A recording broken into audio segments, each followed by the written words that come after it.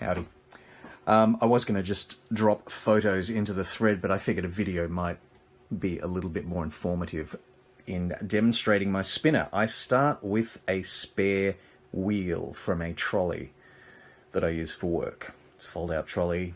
It's a fairly robust wheel, and it's got a reasonably decent bearing, which offers a bit of resistance, but not too much, so that it's smooth enough to run. But if you've ever experienced the twitches when you're trying to operate your mouse in Arkanoid, and it translates as an annoying paddle movement, the idea was hopefully that would try and smooth those movements out as best as I possibly could. Like I said, that's a spare because this is the one I actually did, that I actually used. I glued a plastic bottle top, which gives me something to hold, like the knob, and on the underside there's my reading surface. If I were to do this again, I might have chosen a slightly smoother surface, but it does the job. It's good enough. And you can't really see it there. Maybe you can, but the spindle is just poking out through, or the axle is just poking out through the reading surface, just enough. And this is just to try and lift the axle away from the reading surface. Otherwise, the surface may end up a bit too far from the mouse. You'll see what I mean eventually. Anyway, that is the spinner. I now need to show you what I've done with my mouse. I'm going to unplug it first. Hang on. Say hi to the cat for now. Alright. Now, as far as the mouse is concerned, I took an old plastic separator disc that you would find in a spindle of blank discs, DVDs or CDs, and I cut a little hole in it right there and glued the mouse on top of the hole. Now I tried to keep this as vertical, or so that the mouse vertical is radial to the direction of the rotation of the disc, or the spinning disc. You'll see that makes sense in a second. Don't worry about those scuff marks. They are irrelevant. I actually was working on a couple of other designs with this, and I ended up just smoothing those gouge marks, smoothing them out with not the finest grade of sandpaper, as you can see. But it's smooth enough to get the job done. I've also attached an anchor plug through here, which gives me something on which I can put the spinning disc on the top. And hopefully these little flange arms there are enough to grip the inside of the spindle so that I'm using the bearing of the wheel. But even if I'm not, and I'm just spinning it just by rotating the entire wheel, that's good enough. So that's the disc. It's the mouse attached to the disc, glued. The mouse cost, I bought this mouse yesterday. It was the cheapest mouse I could find. The idea that I was going for was to try and get as low a resolution mouse as I possibly could, because one of the other mice that I was using was too fast.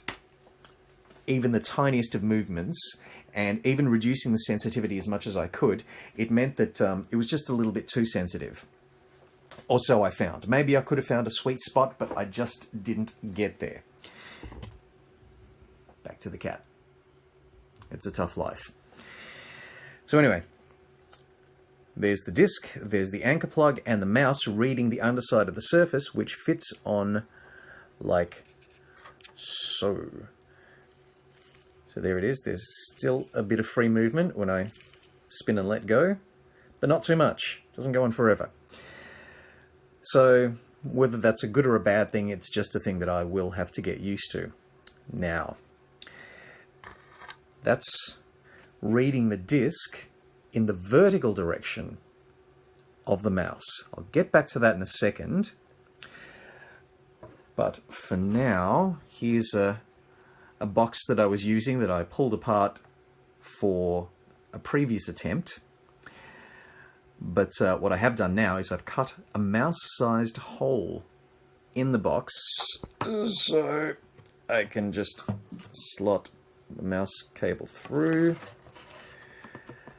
The mouse sits in the hole, and the rest of this disc anchors it on the top of the box, just because the hole in the box is perfectly mouse-sized. And then, of course, that sits on top. I'm trying to do this while I'm looking at the screen, so there we go. Which means I can just put the box, hang on, put the box on my desk. So now I don't actually have to hold it, which was one of the earlier designs that I had. I was holding a disc up to the mouse, which meant that both of my hands were occupied. This way, hang on, I'll take this off the holder mount thing. Hello, buddy. What you doing? Yes, you're on camera. Yes, he's a good boy. Oh, dog down. Dog down. Dog is down. Anyway, there's the box on my desk. Now, like I said, the rotation or the direction of the disc is being read in the vertical as far as the mouse is concerned. So if you can see my mouse pointer, it's going straight up and down, and it's almost directly up and down with very little sideways movement, except it gets a little bit haywire and sensitive at times. But once I'm playing the game, the vertical movement is all that matters. So what I have to do in, where am I? Arkanoid. Yeah, Arkanoid. Go is just a batch file, but simple one. Nothing too special about that. What I have to do is I have to change my analog settings, my input first, to mouse Y. All I do is just delete, and then just, oops, enter, and then just move my mouse a bit, and it detects that I'm moving the mouse in the Y direction, and that's to be my input.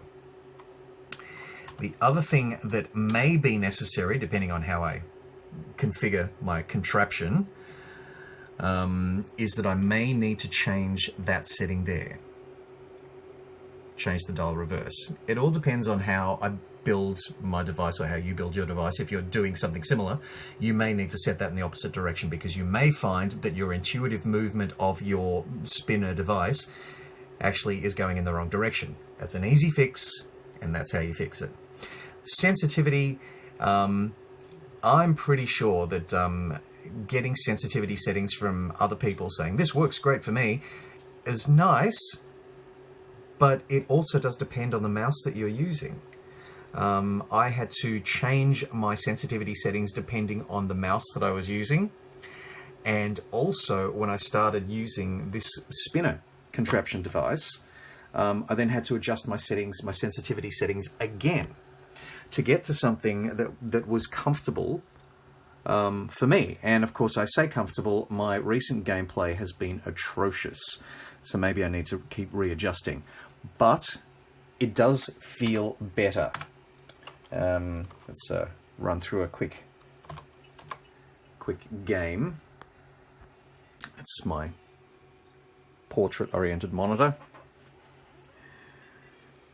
And so you can see that it's moving reasonably smoothly. I'm trying to play this while I'm watching the screen of my camera. But yeah, that's it. It's definitely made the game a little bit more interesting, but I seem to be having a run of rotten luck at the moment. So hopefully this leads to some better scores, and hopefully you find it helpful.